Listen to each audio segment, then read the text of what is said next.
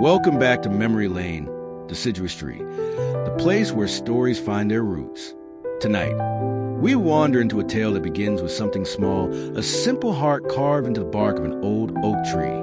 But behind that heart lies a lifetime of love, promises, laughter, and tears, a story that outlived the seasons, carried through generations.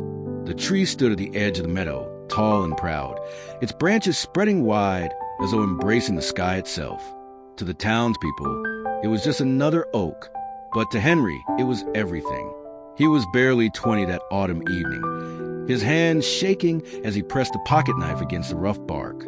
The blade dug slowly, carefully, tracing the shape of a heart, and when it was finished, he added the letters, H+M, Henry and Margaret. He leaned back and exhaled, wiping sweat from his brow. The carving wasn't perfect, the lines uneven, the bark splintered in places. But to him, it was beautiful, because in that moment, he wasn't just carving letters, he was carving a promise. That night, Margaret walked with him under the fading glow of sunset. She was quiet, as she often was, her auburn hair catching the last light of the day. Henry led her to the oak, his heart pounding. He pointed at the carving, his throat dry, his words clumsy. I know it's not much, he stammered, but I needed to. I love you, Margaret. I don't have much to give, not yet, but I have this, and I have you, and if you'll have me. His words trailed off, and the silence between them fell heavy. But then Margaret reached out, her fingers brushing the rough edges of the carved heart. She smiled soft and certain and whispered, "Yes, Henry." That single word was enough to steady his shaking hands, enough to light his soul. Under the oak tree, with the heart carved into its bark, they sealed their future. The years that followed were not easy. Henry worked long days at the mill, his back aching, his hands blistered. Margaret kept their small home warm, her laughter filling the rooms, her patience endless. Money was scarce and storms came often, but through it all, the oak tree stood as their witness. Every Sunday evening, they walked there together. Margaret would trace her fingers over the carving, now darkened with age, and Henry would rest his hand over hers. "Still ours," she would say, and Henry would smile, replying, "Always." As the seasons passed, the carving grew deeper, not because of the knife, but because of the years pressing into it. The bark swelled, the lines blurred, yet the heart endured. It became a part of the tree, inseparable, living. When their first child was born, Henry carried her to the oak. He held her close as Margaret leaned against the trunk, exhausted but glowing. "This is where it began," Henry whispered, his eyes misting. "This is where we promised each other everything. And now this is where we promise you." Their daughter grew, and then came a son, and then another daughter. Each child, in time, was brought to the oak. Each child grew up beneath its branches, chasing fireflies, playing hide and seek, and listening to their parents tell the story of the carved heart. The children laughed at it sometimes, teasing their parents for being so sentimental. But deep down they knew the oak was more than just a tree. It was the foundation of their family, the silent keeper of their love. Years rolled on. The children grew older, moved away, started lives of their own. Henry's hair turned silver, his steps slower. Margaret's hands, once nimble, grew frail. Yet still, every Sunday evening, they walked to the oak. Still, Margaret traced the heart with her fingers. Still, Henry whispered, "Always." But time, relentless as it is, brought change. One winter, the snow fell heavy and Margaret grew ill.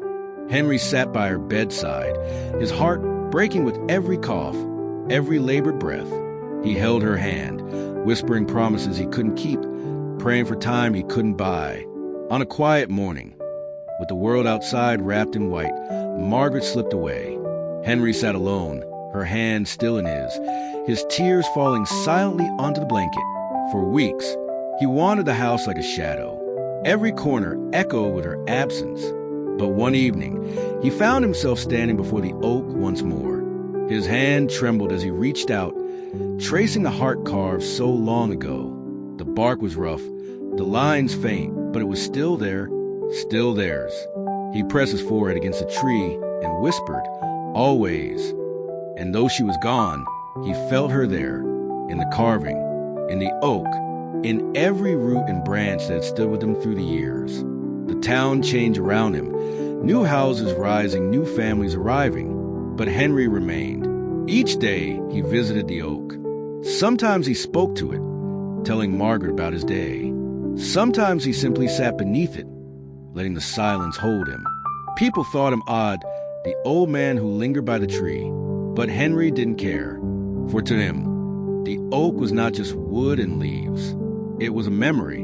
It was a promise. It was love, etched in bark and time.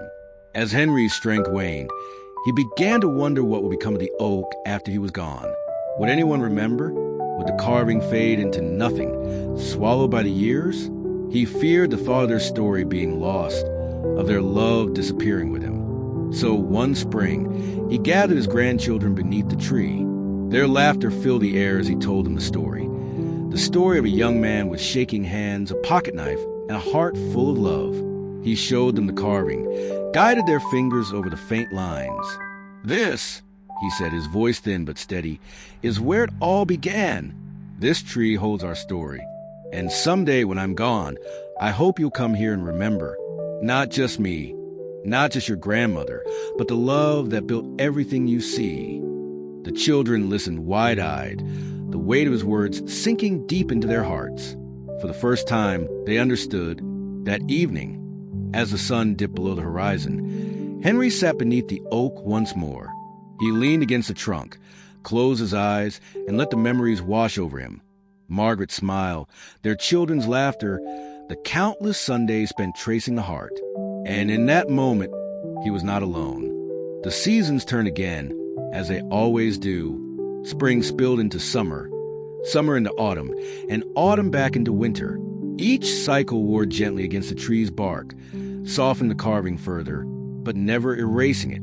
Just as the oak endured, so too did the memory of Henry and Margaret. Henry lived quietly in his later years, his world shrinking but never dimming. The townsfolk, even those who once found him peculiar, grew fond of the sight of him at the oak. They would see him sitting on a worn bench nearby, a blanket across his knees, and nod in silent respect. There was something about the image, an old man and an older tree, that seemed eternal. On warm evenings, children from the village would wander close, curious. Sometimes Henry would wave them over, his eyes twinkling. He would tell them small stories about the tree, stories of hide-and-seek games, of swings tied to sturdy branches, of fireflies caught in jars only to be released into the night sky. But always, always, he ended with the carving. "This heart," he would say, "is not just wood and lines.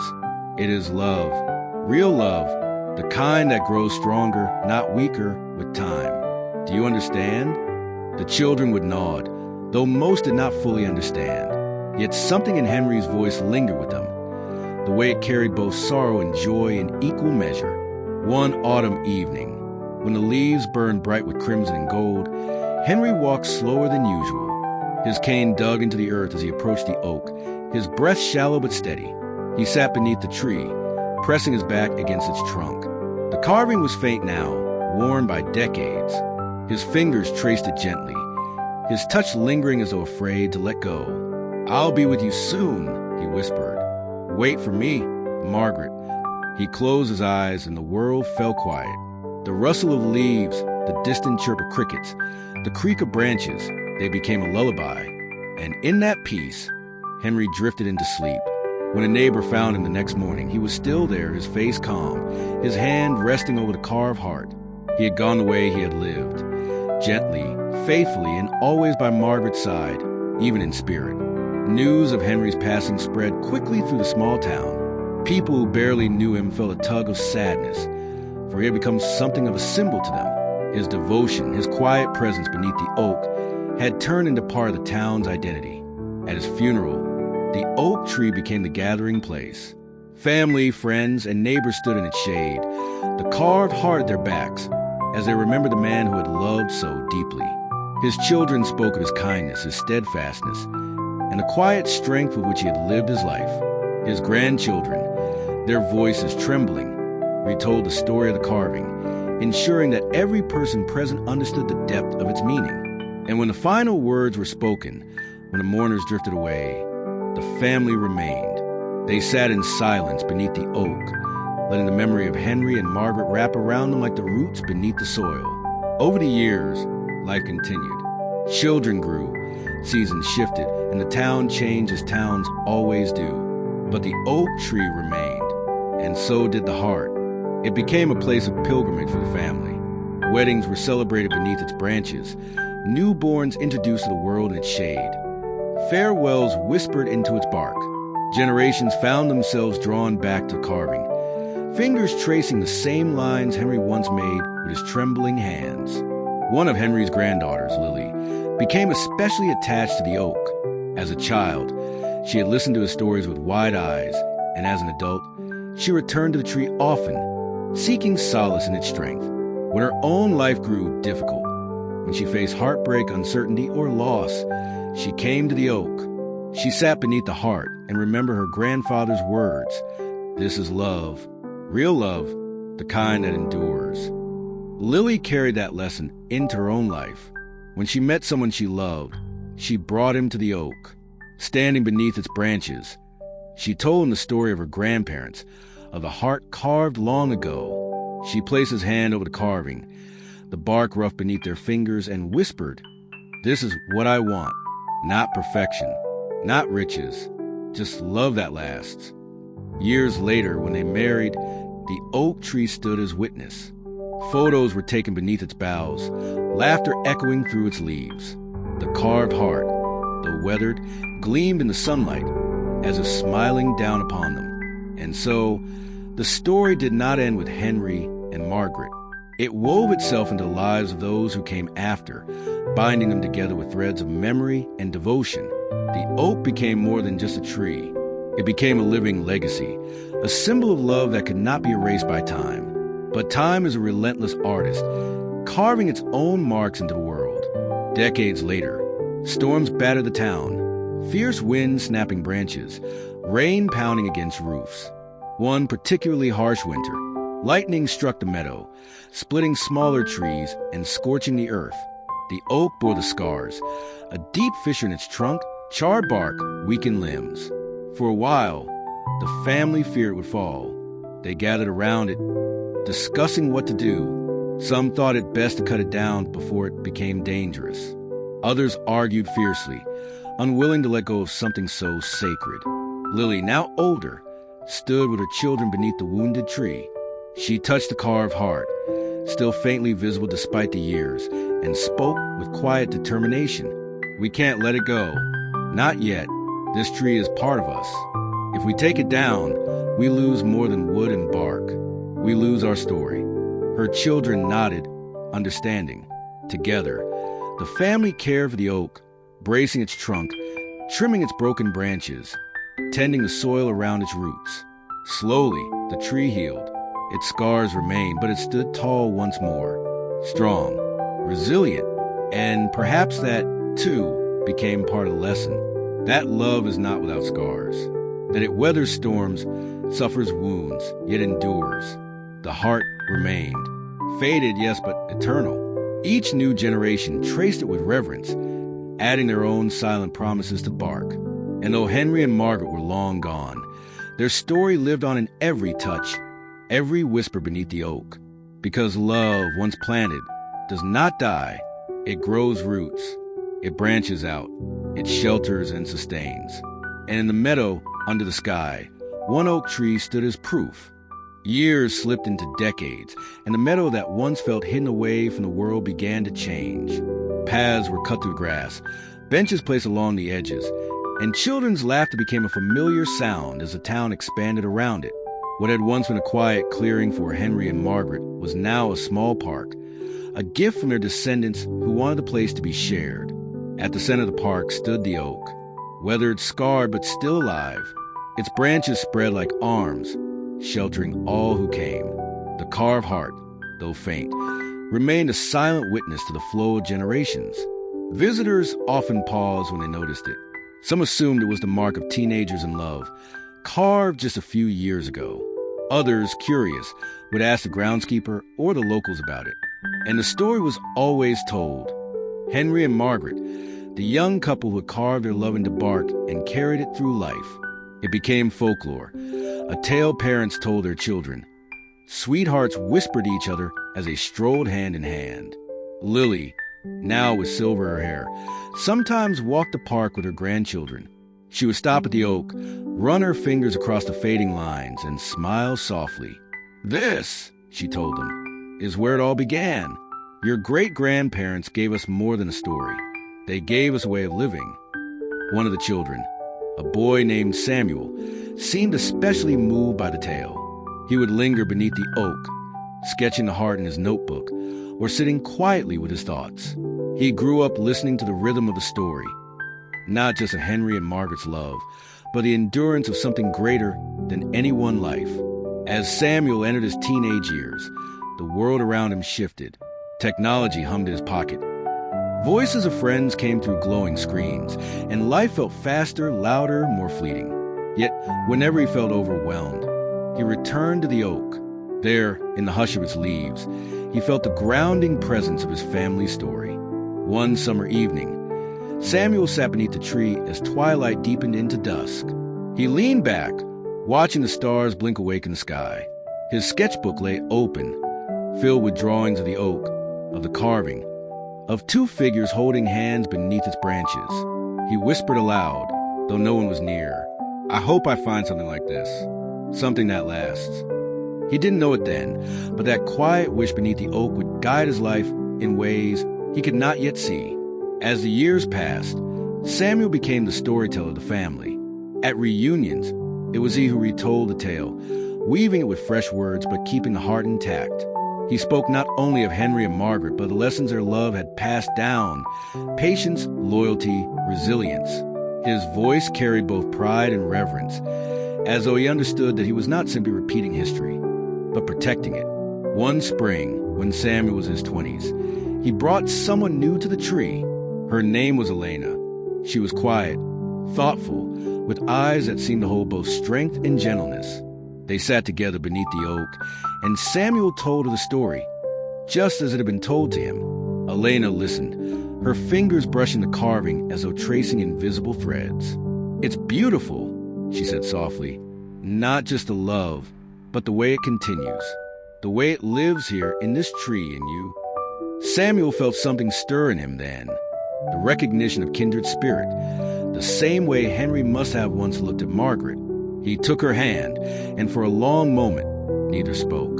The leaves rustled above them, as if in quiet blessing. Years later, when Samuel and Elena married, they too returned to the oak.